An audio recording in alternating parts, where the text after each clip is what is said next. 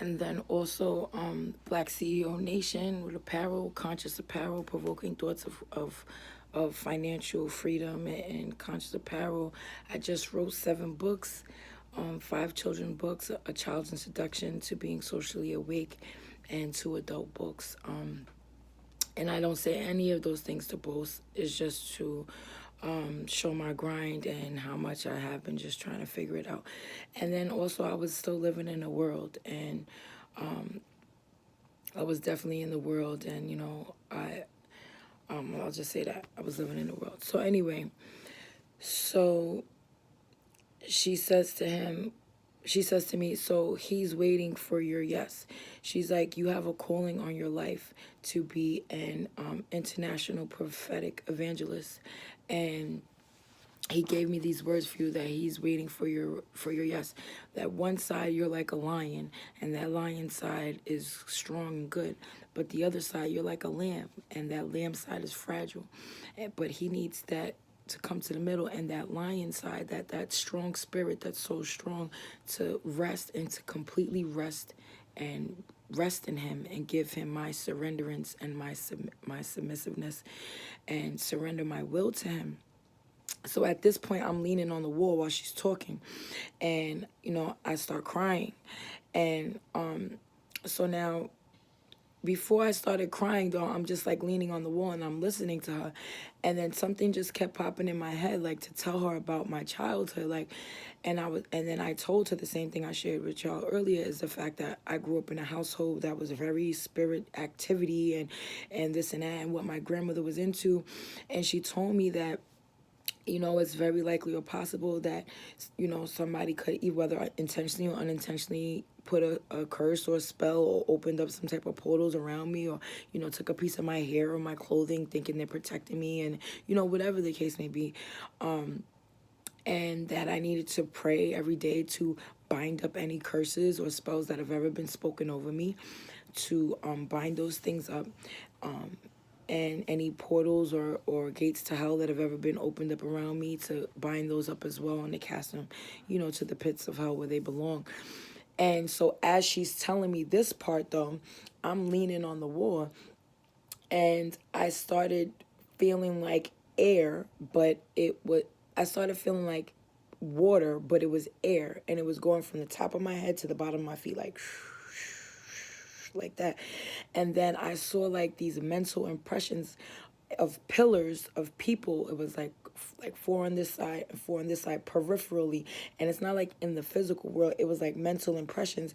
And it was like, one was a demon and he was upset, like, and one was like an angel and they were like rejoicing, like, so it was like demon angel, like on both sides. And then so then as she's talking to me and I saw that, and then I started crying, and I'm like, I don't even know why I'm crying. And I just felt this immense joy and like love come over me.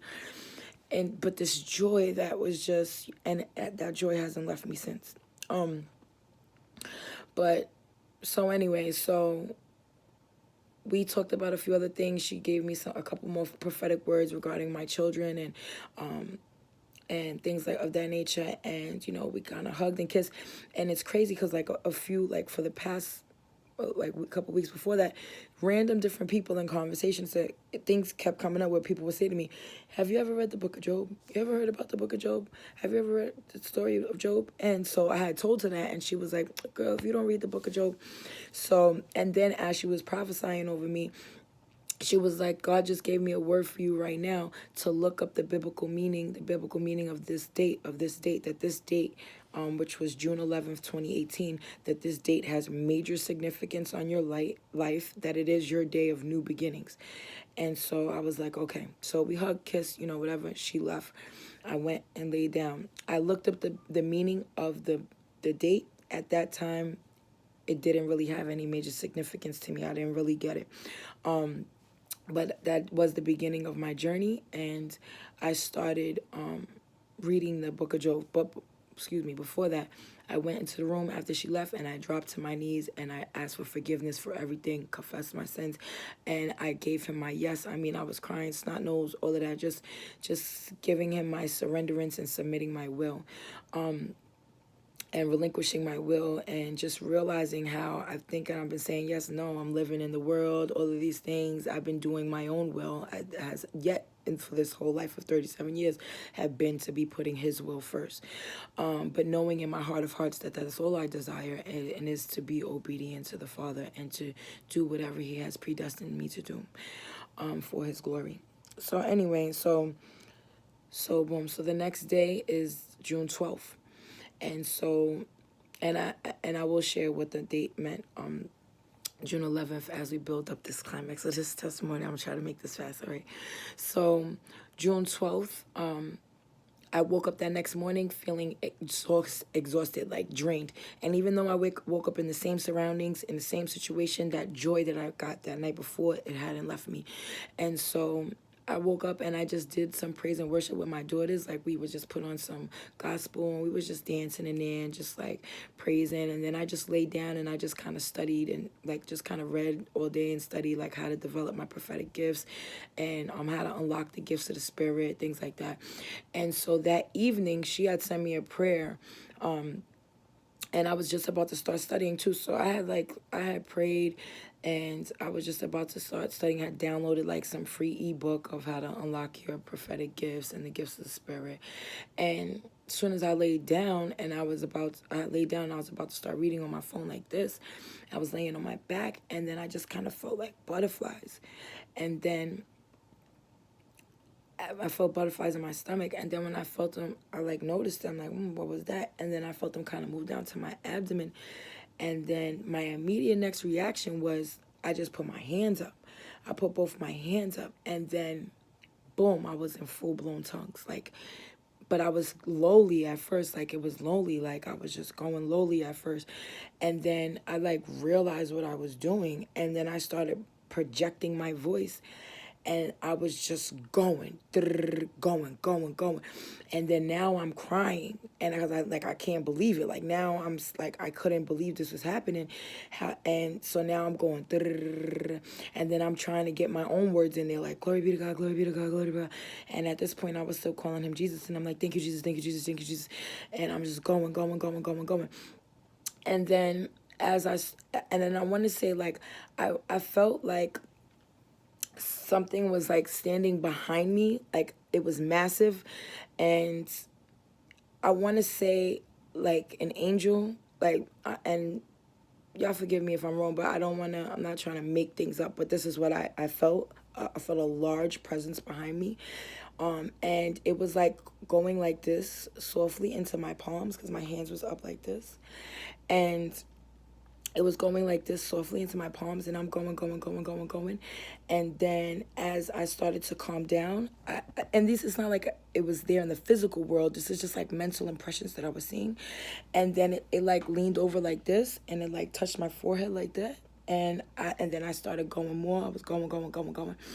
And then when I stopped and I started to calm down, I just started laughing hysterically, like I just heard the funniest joke ever in the entire world, like, and I was laughing like and I was kicking my feet and I was laughing, like my spirit was laughing, like yes, like yes.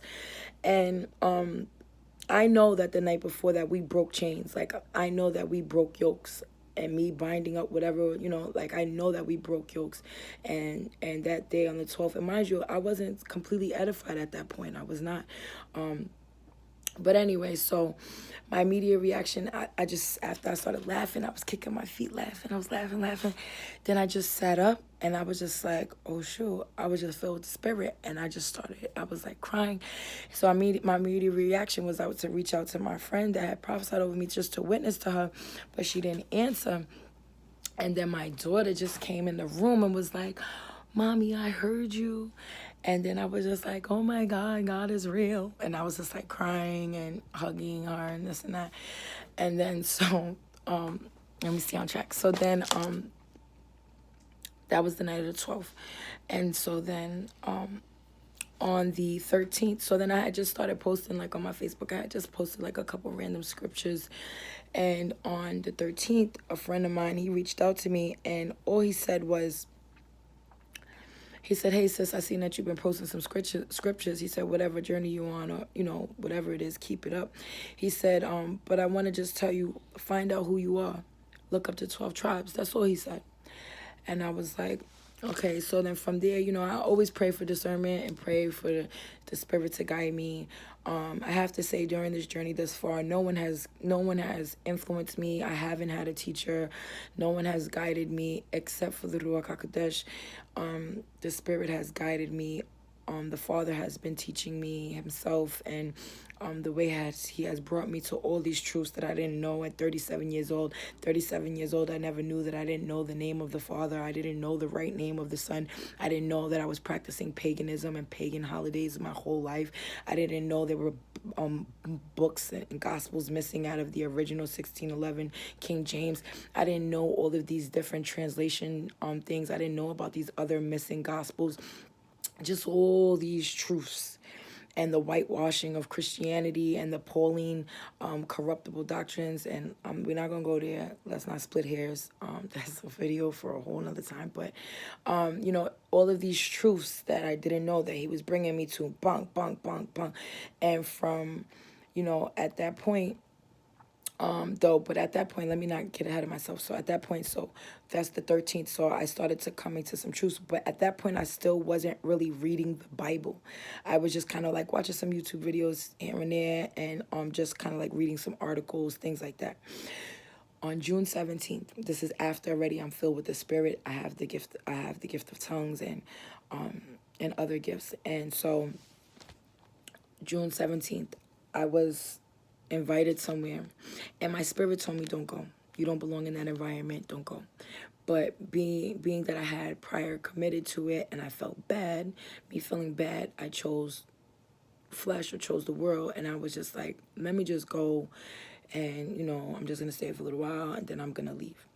So mind you, when I was in that environment, and I felt convicted, and I knew that I shouldn't have been there. And something happened to me in front of other people. And so I was standing up with my arm, I just had my hand on my waist like that. I was standing up. I was about to actually go use the restroom, and I was passing in front of the TV, and I was watching something on the TV.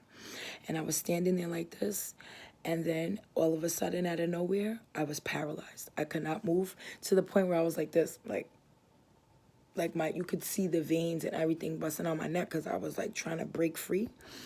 And that's when the Father spoke to me directly. And please forgive me, I'm so emotional telling this and conveying this.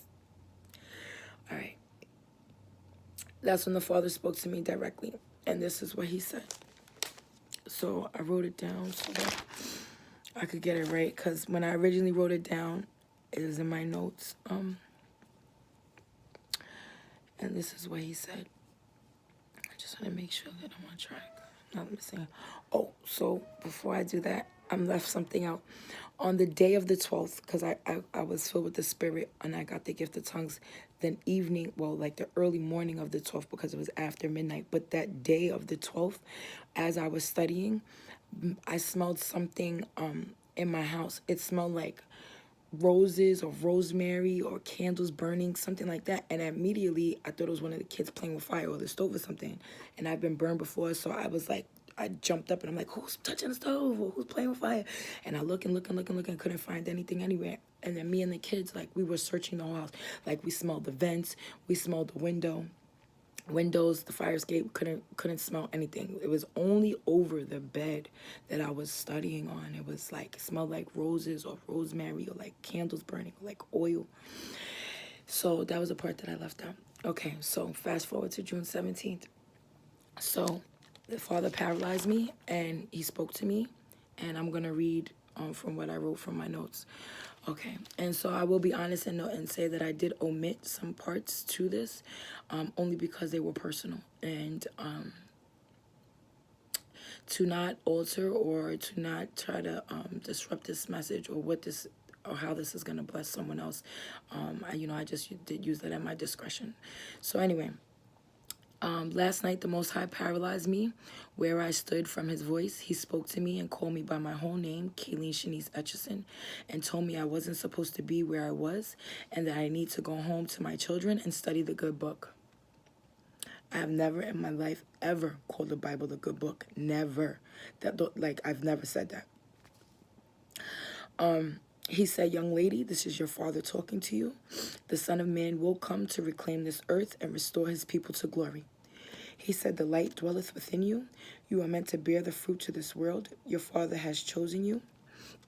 I have never called, at that point, I was still calling him Jesus. I have never called Jesus the Son of Man. This is before I started reading the Bible. There's 3 confirmations in this message that I know these weren't my words. Number 1, I've never called the Bible the good book. That has never come out my mouth before. Number 2, I have never called Jesus or Yahuah, I've never called him the Son of Man. I think I've heard that phrase before, but it's not until after this experience and then I started reading the Bible that I realized it was so prevalent throughout the Bible. Like, in the Old Testament, referring to humanity and to man, referring to man and humanity, but in the New Testament, referring to the Messiah. But I've never called him that. Those are not my words. So I've never spoken those words ever in my life. He said I was never meant to live a common life, that even when I thought I was making the wrong decisions, I still was making the right ones. He said he was proud of me for making it to this point. He said, all my transgressions in my life have already been forgiven. He said that nothing will stop me from fulfilling his will, for me, from fulfilling his will, his destiny for me. He said the more people I tell, the less will believe me, but it doesn't matter. He said that this is going to happen. I kept saying in my head, am I crazy? Am I going crazy? He said to me, you are not crazy. You have been chosen. This voice sounds like you in this era, so you can receive this message, but these words are not thine own. That's his exact words. These words are not thine own. That was my 3rd confirmation in that message, because I'm an excellent speller. And when I originally wrote my notes, I wrote thine, I spelled it with T-H-Y-N-E. And after this experience, and I'm reading the Bible, now I seen how prevalent that word is there as well. Thine, it's everywhere. Now I know that it's spelled with an I. I would have never made that mistake. Never in a million years would I have made that simple elementary mistake of an I versus a Y. So that was my 3rd just confirmation in this. But he said these words are not thine own. He said all those who have chosen to follow other gods will perish, and that he's not coming back for love. He's coming for vengeance and the redemption of his sheep. He said nothing will stop me, and none of my human shortcomings will stop me, but that he wanted me to rid myself of my iniquities so that I may lead by example, that I'm meant to unify my people through the light of Christ. The Son of Man is real. That's where I'll stop there with the message that he gave me. So after that, once I was able to move, I immediately just dropped to my knees, and my friends were looking at me like, what's wrong with you? What happened? And I was like, turn it off, turn it off, turn it off. I'm like, turn the TV off. And I just started crying. I was like crying, and I was like shaking, and I'm like, is this really happening? Is this happening? And they're like, what's the matter with you? And I just had to bear witness to them. And then I immediately wrote down what I heard in my notes. And there were other things, like, and he definitely was saying, like, this is not a game. Like, and he just kept calling me young lady and calling me by my full name. And even though it was like my voice, but it was like a thunderous, commanding, authoritative, like, but fair, but like a thunderous voice, like a commanding, thunderous voice. But it sounded like my voice, but it was like he tapped into my brain. Like, this is the Matrix. Like, what we live in, this is a dream. This is not real. Like, that was real. When the Father spoke to me, that was the realest thing I've ever been through in my life. That was reality. That was the most heightened, like, there is no, to the point where my whole life has changed. Yeah, starting June 11th, I was still smoking cigarettes and I was still cursing, and my whole life has changed. I have completely edified my life. I don't curse. I don't smoke. I don't drink. I don't listen to secular music. I can't watch secular TV. I have been completely submerged in his word since then. He has had me on this, like, accelerated learning course of just learning the things that he wanted me to learn from then until now. And I'm still learning, and he still has me on this journey of learning. It wasn't so as of recently that he has used me, and he has given me words for other people. He did tell me, when I seek him, I will continue to hear his voice on this journey, and I do. But he has given me words for other people, and as like intercessing for other people. And I have, just as of recently, he had me do it with a very close friend of mine, and who was my sister, my best friend. And I believe that was my test run, like the test run from everything that started from June. This just happened August 20th. And after that, I believe that I was successful in doing what he wanted me to do. And 2 days after that, he revealed to me that he wanted me to start gathering his remnant. Because everything that I just went through since June, so now till August, I've learned from personal experience what this journey is like. Being a part of his remnant is like being on the straight and narrow path. Is like, it's very isolating. And even though we shouldn't complain about us being lonely, it does feel lonely in this physical world. Though I know I'm filled with the Ruach HaKodesh, though I know that the spirit of the Son of the living Elohim resides within me, but it is in this physical world, it can become very isolating. You don't fellowship with interact with the people or your friends of your past or your people from the world. You just don't mix with them. They don't want to hear what you have to say. They don't understand the urgency that we are in the end of days. And I do try to tell everybody that knows me, especially that knows me from my past life, I try to tell them, use me as a sign. Use me as a sign, and knowing that we are in the last hour of the end of days. Like, use me and everything that's going on in this world as a sign to get right. That we have to get right. There's no lukewarm. You're either hot or you're cold. And as he says in scripture, many will say, I've cast, and I'm paraphrasing, but, I've cast out devils in your name. I've healed the sick in your name. And he's going to say, depart from me. I never knew you. A lot of us come to certain truths, even people that come to the truths of his true name and have the audacity to still be calling him Jesus Christ. If you know that man's name, you know that your Messiah, your Redeemer's name, that he has a true name, how dare you disrespectfully? I've had people that meet by knowing that I call him by his true name, they've been upset with me. And they've actually like tried to, like, I've woken up to messages like, why do you continue to deny the name Jesus Christ? Like, how disrespectful. We're so stuck on the traditions of man. We are so corrupted. We've been lied to, and we've been living out a curse for a long time. But he has lifted the veils off of our eyes. He has awakened, and he is awakening us around the world for a reason, because he is gathering his remnant. He is gathering his true body.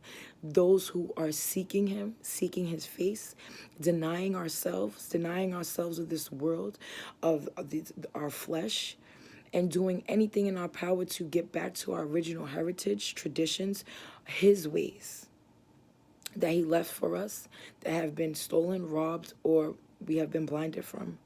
It is our job for us to render ourselves to him. It is our job for us to seek him and to draw nigh to him, not the other way around. We are so arrogant in our ways. Man, and I mean man in meaning humanity, not specific to gender. But man, we are filled with this arrogance that we just, we're just our own idolaters. We just think that who we are. We just think who we are. Like, we just got it like that. Like, so, I am gonna, let me not long story, because let me get started. But I am going to try to wrap this up. But this is just my testimony. So I did just recently start a ministry. It's called Remnant Branch Ministries, and you can check us out at remnantbranch.org, on Facebook, Remnant Branch Ministries, or on IG at Remnant Branch Ministries. It is a place for Yahuah HaMashiach's faithful elect to fellowship. We have 24-hour fellowship, praise and worship, prayer requests, and prayer sessions. We're also having the Remnant Branch School of Biblical Evangelism for his faithful elect that want to put their faithfulness to purpose. And we are training you as biblical evangelists so that we can sow healthy seeds for the Holy Spirit to reap them, because it is the Spirit that converts people, the law that converts people, and the Spirit that save souls, and then it's just our job, part of the Great Commission, to spread the gospel and to sow healthy seeds and not have premature or stillbirths, converts, things like that, by not being biblically sound. It is scripture, though I will be honest, scripture is corrupted. However, it is scripture that fuels us and sustains us on this journey. And there are some truths in there. A lot of them we just have to use discernment. But I will definitely touch on that in future videos. This is just the first of many, y'all willing, like I said. And hopefully I'll get a little better at this as we go along.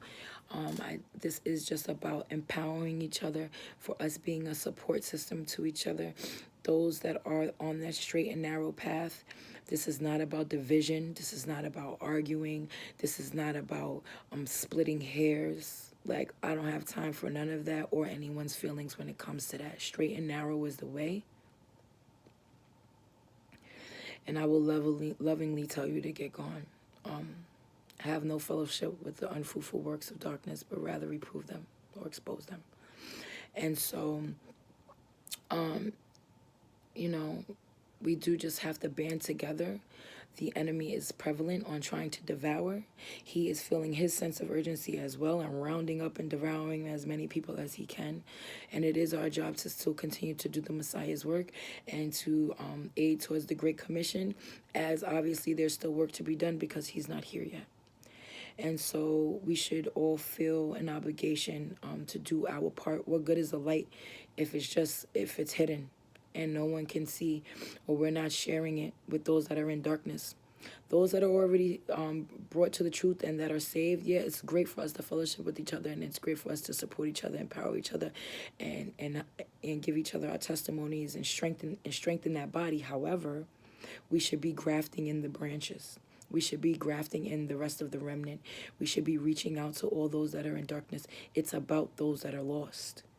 It's not about us that's already, on the straight and narrow and saved. It's our job is about those that are lost. Our commitment and our dedication should be to that. Okay, so it's my pleasure meeting all those. I hope that this video serves as a blessing to all those that watch it, and can benefit you in some type of way. If you would like to contribute to our ministry, go to remnantbranch.org. There is a donation button on there, or you can also Cash App us at Remnant Branch Ministries, or just if you like to email us for any information, or if you're needing support, you're needing prayer, definitely go to the website, or you can just hit us up at info@remnantbranch.org. Again, it's been my pleasure and my service to be able to reach out to you guys, and I am just praying that he comes quickly to end this wickedness, honestly. But until then, we need to do work. We need to get this work. So be blessed all.